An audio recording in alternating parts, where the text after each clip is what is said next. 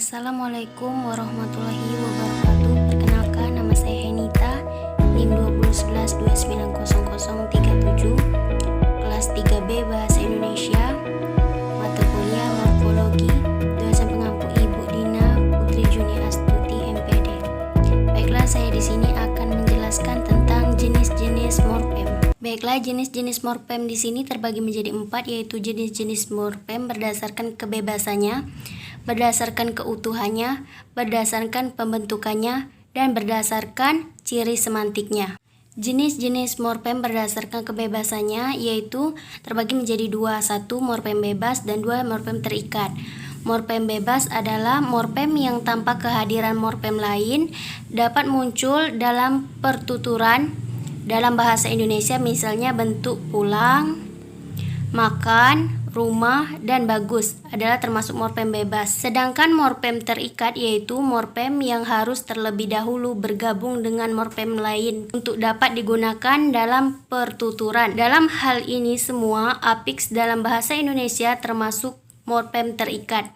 Di samping itu banyak juga morfem terikat berupa morfem dasar seperti henti, juang, baur, dan gaul. Jenis-jenis morfem berdasarkan keutuhannya yaitu terbagi menjadi 2, morfem utuh dan terbagi. Morfem utuh adalah morfem yang terdiri dari satu kesatuan. Semua morfem dasar, baik bebas maupun terikat, serta prefiks, infiks, dan sufiks, termasuk morfem utuh, misalnya meja, kursi, kecil, laut, dan pulpen. Sedangkan morfem terbagi adalah morfem yang terdiri dari 2 buah bagian yang terpisah. Contohnya, ada pada kata kesatuan yang memiliki satu morfem utuh, yaitu satu, dan satu morfem terbagi, yaitu ke, an.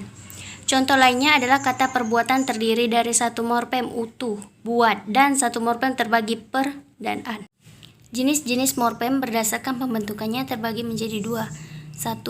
Morfem segmental, 2. Morfem suprasegmental. Morfem segmental adalah morfem yang terjadi dari fonem atau susunan fonem segmental. Sebagai contoh, morfem rumah dapat dianalisis ke dalam segmen-segmen yang berupa fonem R, U, M, A, H. Fonem-fonem itu tergolong ke dalam fonem segmental. Oleh karena itu, morfem rumah tergolong ke dalam jenis morfem segmental. Morfem suprasegmental adalah morfem yang terjadi dari fonem suprasegmental, misal jeda dalam bahasa Indonesia, contoh bapak wartawan. Jenis-jenis morfem berdasarkan ciri semantik terbagi menjadi 2. 1. Morfem bermakna leksikal dan 2. Morfem tak bermakna leksikal.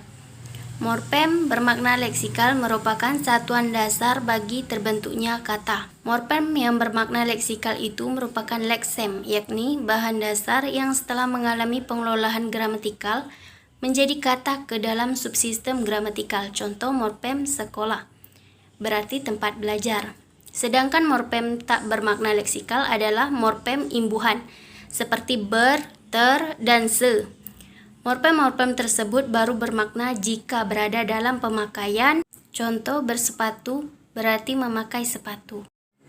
Morfem unik adalah morfem yang hanya mampu berkombinasi dengan satu satuan tertentu. Atau misalnya morfem gulita, petas, dan siur pada kombinasi gelap gulita, beras petas, dan simpang siur.